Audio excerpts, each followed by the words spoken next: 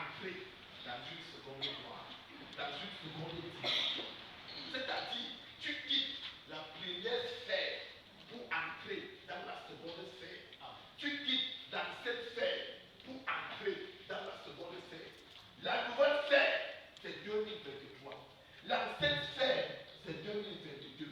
Et tu ne peux plus vivre l'humiliation de l'ancienne sphère dans la nouvelle sphère. Et c'est une décision que tu dois prendre. Parce que entre l'ancienne sphère et la nouvelle sphère, il y a l'horizon, il y a une ligne, l'horizon. Et ce n'est pas n'importe qui peut quitter l'ancienne sphère pour entrer dans la nouvelle sphère. C'est pourquoi vous voyez les accidents. Les gens meurent. Les gens meurent. Les gens meurent. Parce que ce n'est pas dedans le corps. Tu vois que l'Éternel a accordé encore son souffle de vie. C'est pourquoi aujourd'hui, tu quittes 2022. Avec quoi? Dans la gloire. Et que tu la manifestes dans les extrêmes en 2023. Amen. Tu ne dois plus entrer en 2023 avec la sorcellerie de 2022, avec l'humiliation de 2022, avec la pauvreté de 2022, avec les échecs de 2022. Nous sommes aujourd'hui venus mettre fin à toute malédiction héréditaire. Nous sommes venus mettre fin aux hôtels familiers. Nous sommes venus mettre fin à toute parole que tu avais reçue négative. Pour qu'aujourd'hui là, elle soit positive. Amen. Je suis là pour que la malédiction qui pesait sur toi se transforme et devienne la bénédiction. Amen. Je suis là pour proclamer, bien-aimé, une nouvelle moisson. Esaïe parlait de la moisson. Quelle moisson? Quelle moisson? Je vous ai dit, chaque esprit a une moisson. Et chaque moisson a un esprit. Je le prends encore. Chaque esprit a une moisson. Et chaque moisson a un esprit. Et c'est l'esprit qui moissonne dans le champ. C'est l'esprit qui moissonne dans le champ. Le champ ne peut accepter quelqu'un d'autre qui puisse venir moissonner si ce n'est l'esprit.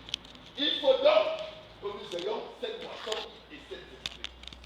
Afin que le maître de la moisson, c'est-à-dire celui qui porte le Saint-Esprit, puisse recevoir cette moisson aujourd'hui. Amen. Amen. Jésus est maître.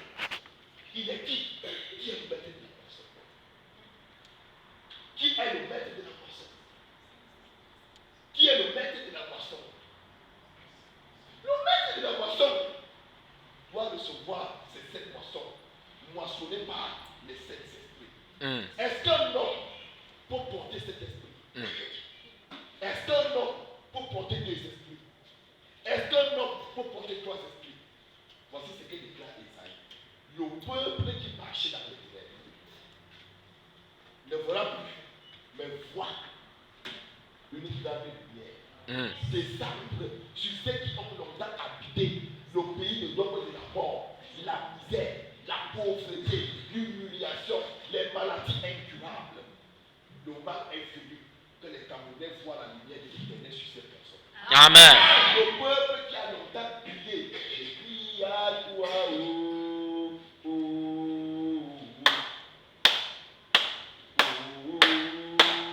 oh,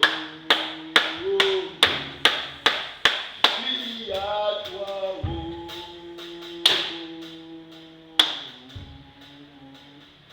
oh,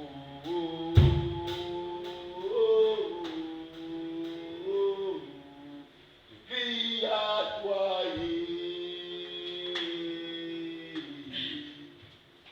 je suis disposé à soiffer de ton onction descend sur moi.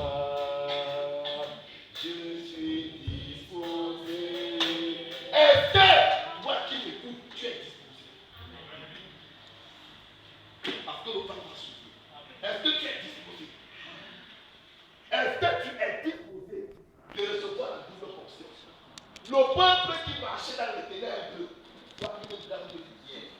Descendait sur ceux qui habitaient une pauvreté, ils vivaient une humiliation, honte. Il est temps. Quel peuple qui va dans les ténèbres? Quel est le peuple qui va dans les ténèbres? Tout le monde parle de Dieu, non? Tout le monde est la Bible, non? Tout le monde est prêtre, pasteur, non? Mais pourquoi donc le peuple est encore dans les ténèbres?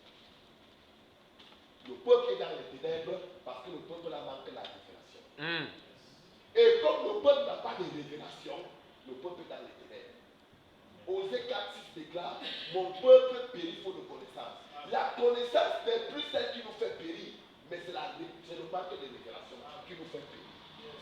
Et le peuple camerounais marche sans révélation.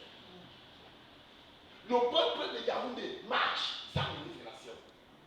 Et le peuple donc qui est dans cette ténèbres doit voir la lumière à partir de ce matin dans une révélation qui nous fait. Amen. Dans une révélation qui nous comprend. Amen. Il est temps que ce peuple voit la lumière de Dieu sur la révélation. Amen. La révélation a les pieds.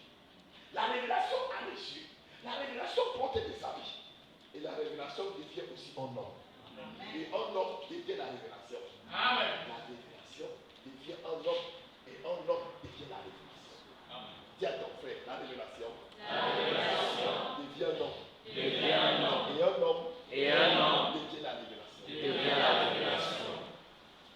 Et si un homme devient la révélation, le peuple qui marchait sur les ténèbres ouvre pas seulement ouvrir les bouches. C'est toujours Dieu là-bas. Ce n'est pas Dieu là-bas, mais c'est la révélation ici.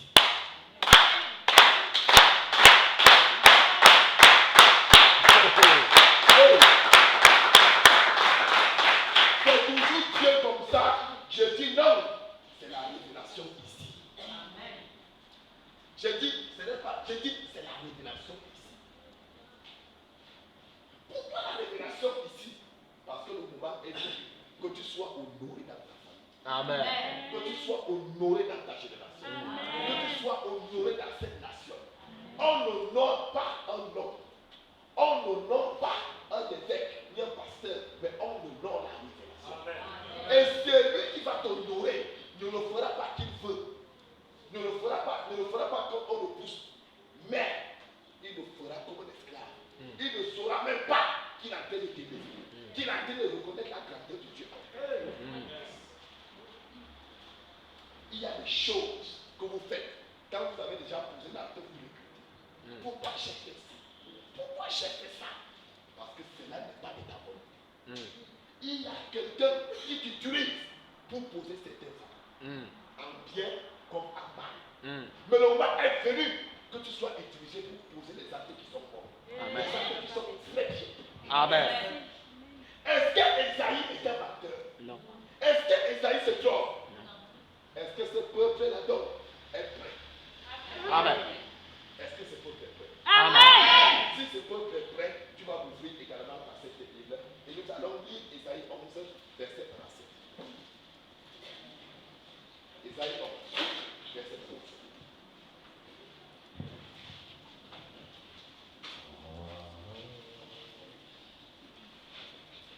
Aujourd'hui, l'Éternel dit, après cette année, nous ne serons pas là. Aujourd'hui, c'est l'entrée. Demain, c'est le terminateur. C'est-à-dire, ce que tu vas voir aujourd'hui, si tu laisses ta voisine mourir encore, toi-même, Dieu va te rendre le corps. Dieu va te demander le corps. Si tu laisses ta soeur mourir, Dieu m'a dit, même si quelqu'un est mort, ton la main, tu vas le tuer. Même si quelqu'un tombe la main, l'Éternel va le tuer. Esaïe 11, verset 1 à 7. 1, 2, 3. Lisons. Puis un rameau sortira du tronc d'Isaïe, et là rejetant naîtra de ses racines. L'esprit de l'Éternel reposera sur lui, esprit de sagesse et d'intelligence, esprit de conseil et de force, esprit de connaissance et de crainte de l'Éternel. Il inspirera la crainte de l'Éternel. Il ne jugera point sur l'apparence. Il ne prononcera point sur l'homme.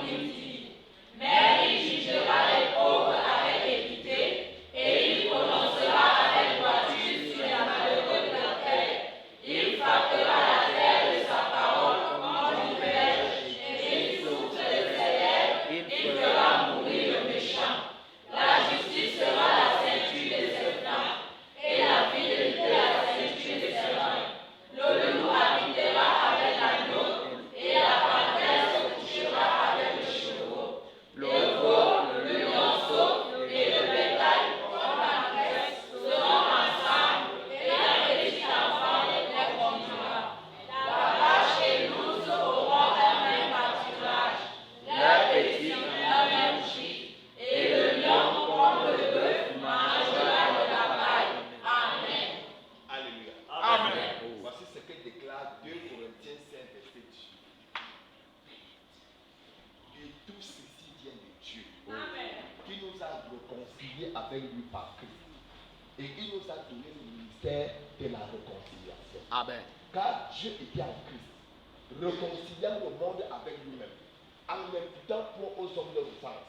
Et il a mis en nous la parole de la réconciliation. C'est pourquoi le loup vient se coucher à côté de la nuit. Et mais un petit enfant vient les faire. Il paie qui? Le loup et la nuit. Est-ce qu'ils sont des amis?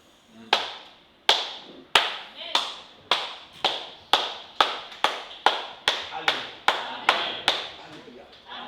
L'Éternel déclare. Puis un rameau sort du trône d'Isaïe. Et un rejeton met de ses racines. L'esprit de l'Éternel repose sur lui. Ça veut dire que c'est l'esprit de l'Éternel qui se multiplie en cet esprit de Dieu. Puisque cet enfant a l'esprit de sagesse, qui vient moissonner quoi? La sagesse. Cet enfant a l'esprit d'intelligence, qui vient moissonner quoi? L'intelligence. Cet enfant a l'esprit de conseil, qui vient moissonner quoi? Le conseil. Cet enfant a l'esprit de force, Oh. qui vient moissonner quoi? La force. C'est quoi que c'est ça?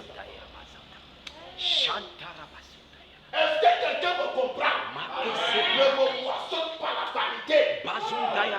La parole moissonne la parole. La vérité moissonne la vérité. La justice moissonne la justice. Arrêtez de moissonner la vérité.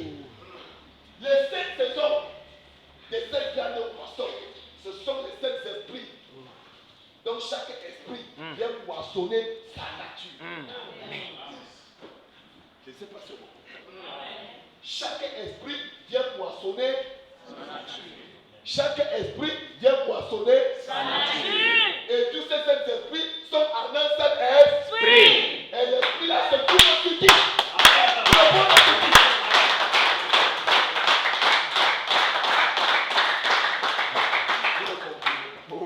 Je dis, l'esprit là se repose sur qui? Un rameau. Et un rejeton est sorti de ce rameau. Pourquoi le rejeton?